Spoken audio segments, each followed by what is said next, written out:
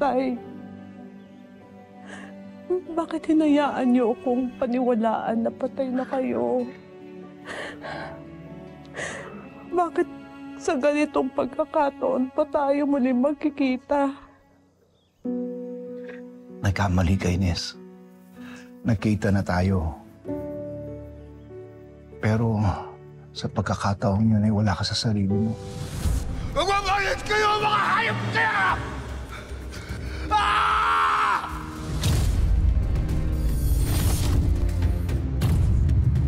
Manong, wala na to. Parang mga basura na itinapon sa ilog ang mga tubaw, Manong. Palalakasin natin ang puwersa natin. Balang araw, yung mga basura niyan ang siyang babalik at maniningil sa kanila. Tahan na, pamangkin ko. Mahal na mahal kita. Ines! Ines!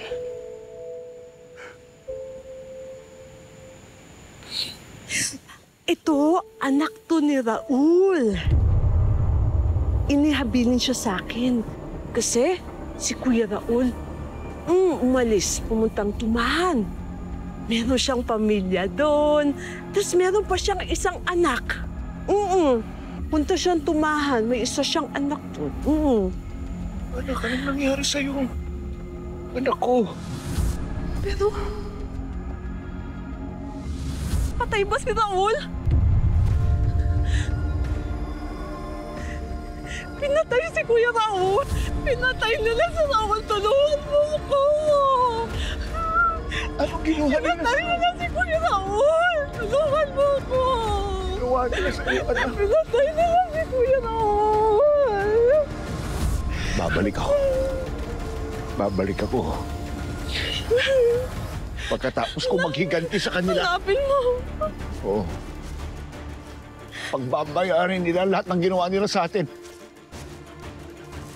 Hanapin mo si Kuya. Aling Ines?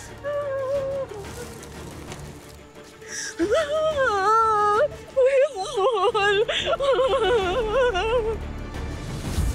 Kuya Raul. Aling Ines, ano ang nangyari? Bakit ko kayo umiiyak? Si Tatay. Nakita ko si Tatay. Nakita ko si Tatay.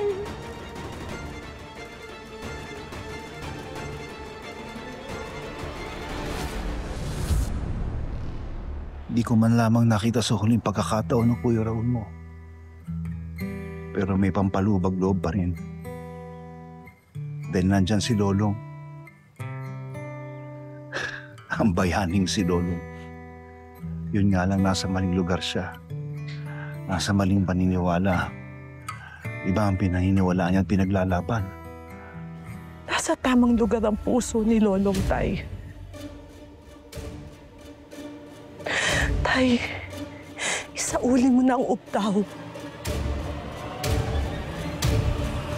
Kailangan itong maibalik sa kanyang tamang kalagyan. Unti-unti na namamatay ang islapangin. Nangyayari na yung sinasabi ni Lolong Bokyo. Umiepekto na yung pagkawala ng uptaw. Mga halamang tuyot na. Mga ibong patay. Hindi ba simula na yun ang sumpa? Hindi ko magagawa yan. Hindi ko maisasauli ang uptaw hanggat hindi kami nakakapaghiganti. Sa lahat ng mga taong nanakit mo, mula sa mga Banson hanggang sa Figueroa. Pero kung sinasabi mo nga na gano'n na nagiging sumpa ng uptaw kapag nawawala siya sa kanyang lugar, gagawin ko. Pagkatapos ng lahat. Pero dalhin mo sa akin si Lolong. Magagawa mo ba yun? Kailangan ko siyang makausap. Kailangan siyang sumapi sa grupo.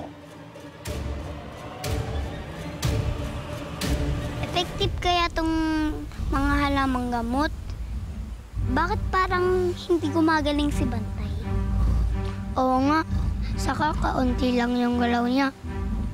Parang hindi niya kaya lumayo sa party ng ilog na to. Oo nga. Baka naman kasi iba ang sakit niya. Dito sa puso. Baka nanghihina din siya gawa ng nag-aaway ang mga tao at ang mga atubaw sa barangay Tumahan. Oo nga, tama ka, Memot. Dati malakas naman din siya eh. Pero ngayon, bakit na hindi? Pasensya na. Mga kalahi ko pang atubaw ang gumawa nun sa kapulisan ng Tumahan. Ginagawa lang naman ni Bokyo at mga pulis yung trabaho nila. Wengay, hindi mo kasalanan ang kasalanan ng iba. Kaya huwag kang humingi ng tawad. Chang, kailangan ko na umalis. Saan ka pupunta? Kailangan ko puntahan si Dakila. Sino?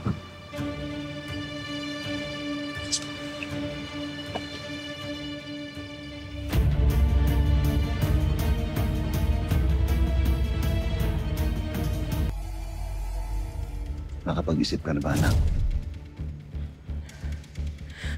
Tay, susubukan ko pong kausapin si Lolong. Sana. Pero tay, hindi po para sumapi siya sa inyo.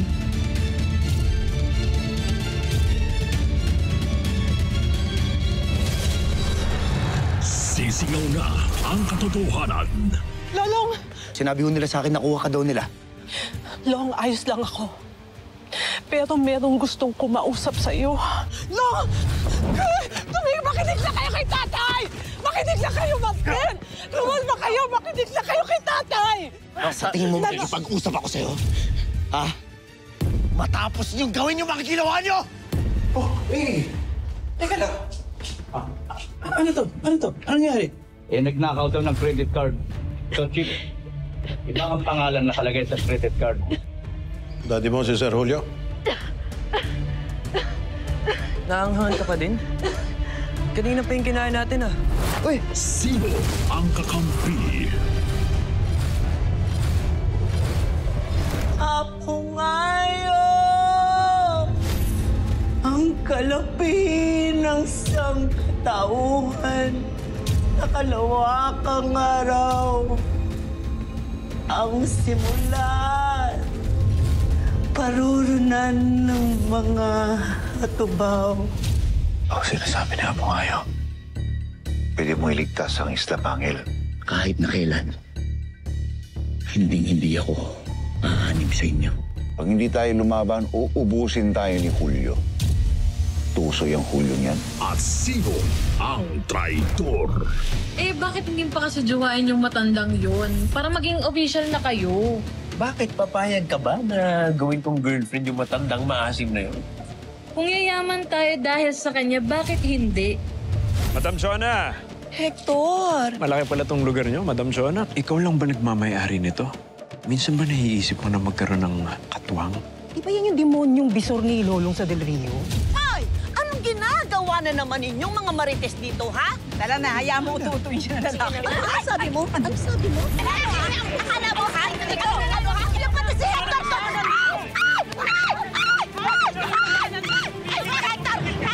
Ito na ang inaabangang buksan. Kailangan mo protektahan si Elsie habang wala ako. Saan ka pupunta? Sa tugad ng mga demonyo. Lolong! Chang, ano ginagawa mo rito? Umalis ka na! Sige na!